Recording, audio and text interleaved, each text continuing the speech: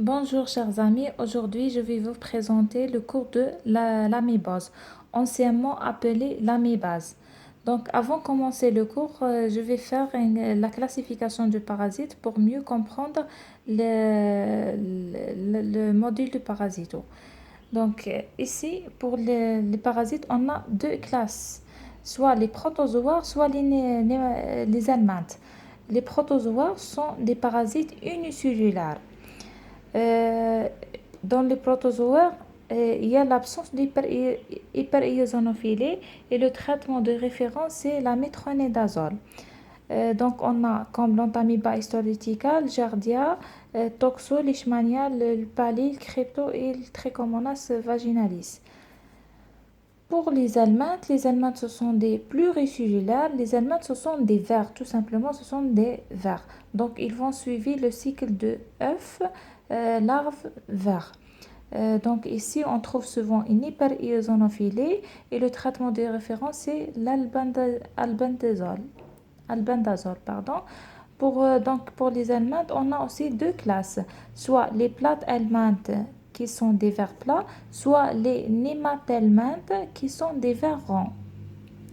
Pour les vers plats, on a aussi deux types, soit qui ont non segmenté, qui ont les trématodes, soit segmentés, qui sont les cystodes. On a soit des formes digestives, soit des formes dans tous les parasites. On va voir, comme le cours de l'amébose, on va voir des formes intestinales et formes extra-digestives. Pour les trématodes, on a digestives comme le Facilla hepatica, la grande douve du foie. Soit on a des formes tissulaires comme la schistomatose ou bien bilharziose. Donc pour les vers segmentés, les cystodes, pour les formes digestives, on a tinea, soit tissulaire. Donc tissulaire, on a le cysticercose, hydatidose et echinococcus alvéolaire. Pour les nématodes, les varans, on a soit les formes digestives comme l'ascaridose, l'oxyrose, l'ankylostomose et strongyloidose. Pour les formes tissulaires, on a le filariose, trichinose et toxocarose. Ça pour la classification du parasite. Maintenant, on va passer le cours de l'amébose. Donc, pour l'amébose, l'agent causal, c'est l'Entamoeba histolytica, qui est responsable de la maladie. Mais on a d'autres espèces qui sont non pathogènes, mais il est difficile à l'examen microscopique de différencier entre l'Entamoeba histolytica et les autres amibes, comme Entamoeba dispari. Donc, pour la physiopathologie, on a deux formes de parasites, soit la forme kystique qui est la forme immobile, la forme résistante dans le milieu extérieur. On a aussi la forme végétative. La forme végétative, soit on a deux formes, soit Entamoeba minute qui est saprophyte, qui est non pathogène, ça profite juste la lumière intestinale qui est responsable de la forme infestante et responsable de portage asymptomatique. On a la forme pathogène, c'est l'Entamoeba histolytica qui est la forme pathogène, qui est responsable de l'amébose maladie. On a deux formes, l'amébose intestinale et l'amébose infestante et l'amébose maladie. Pour l'amébose infestante, à l'origine de portage asymptomatique, donc les formes végétatives libérées, donc on va contaminer par des kystes. Ces kystes vont dans la digestion, ils vont libérer des formes végétatives comme Entamoeba minute qui se multiplient dans la lumière digestive et ils sont excrétés sous forme kystique. Donc ici, on a un cercle vicieux. Pour l'amébose maladie, on a deux formes, soit intestinale, soit tissulaire, dominée par l'abscie amébien du foie. Pour les facteurs de passage de l'amébose infestante vers l'amébose maladie sont mal connus. La période d'incubation, ici, elle est variable. Euh, Quelques jours pour l'amébose intestinale et peut-être quelques années pour la forme tissulaire. Dans la forme intestinale aiguë, il y a l'invasion de la muqueuse colique donnant euh, des ulcérations responsables, voire des abcès en bouton de chemise.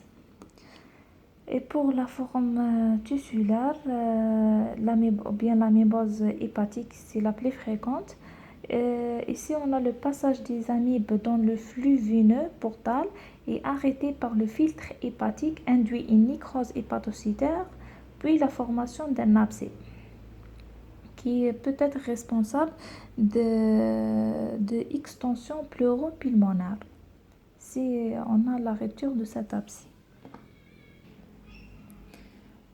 On a deux formes. Pour la clinique, on a deux formes, soit l'amébose intestinale aiguë, soit l'amébose hépatique. Pour la période d'incubation, j'ai déjà dit que pour intestinale, c'est quelques jours. Pour hépatique, peut être quelques années.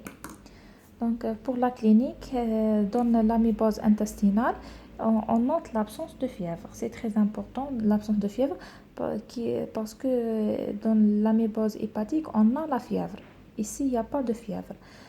Cliniquement, elle va manifester soit par syndrome dysentérique qui va donner des selles glérosanguinantes avec des ténesmes et des empreintes.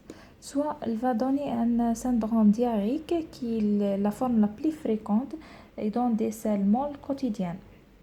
On peut avoir aussi des complications telles que colite nécrosante ou bien la forme de pseudotumeur de la fosse iliaque droite ou ce qu'on appelle amébome.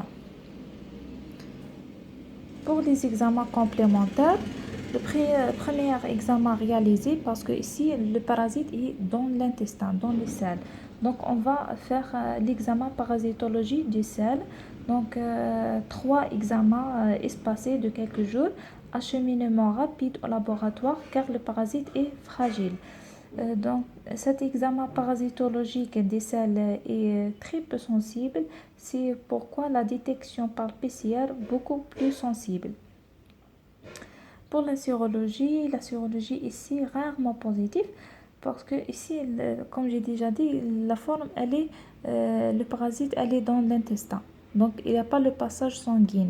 Au contraire, dans l'amébose hépatique, la sérologie a un intérêt plus parce qu'il y a le passage dans le sang pour atteindre le foie.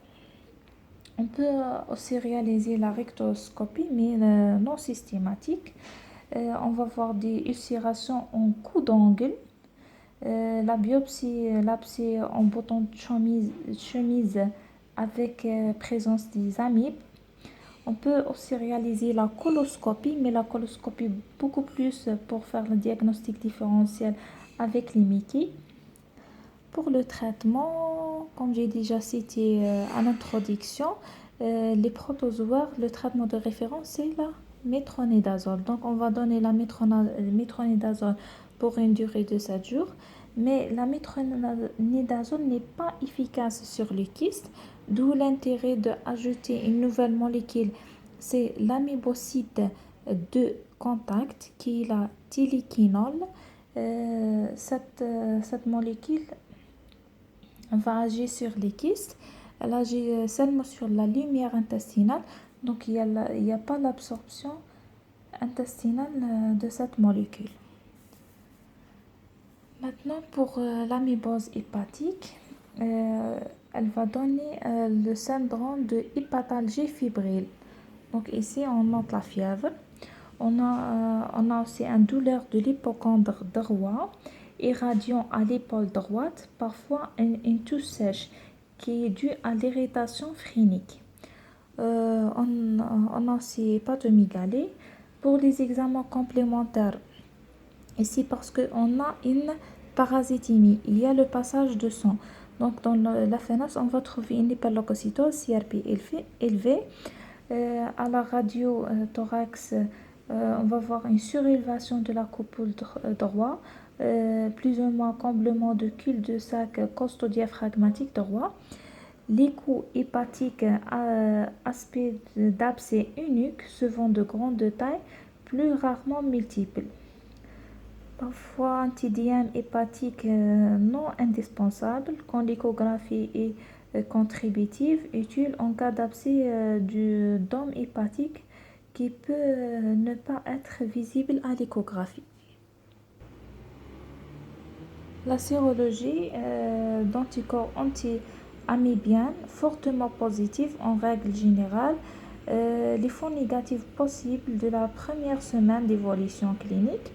On peut aussi la ponction d'une collection uniquement si la sérologie négative parce qu'il y a risque de rupture et l'absence de réponse au traitement. Donc pour le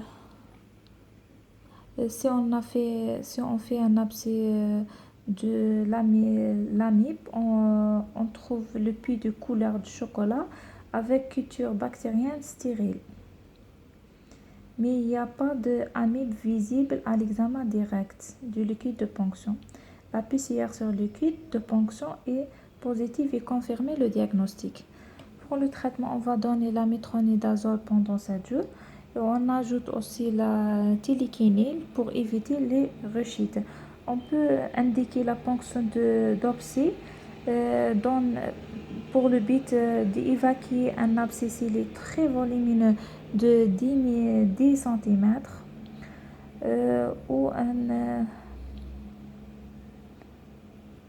ou en cas d'évolution non favorable à ce traitement par le métronidazole, on va indiquer la ponction de l'abcès.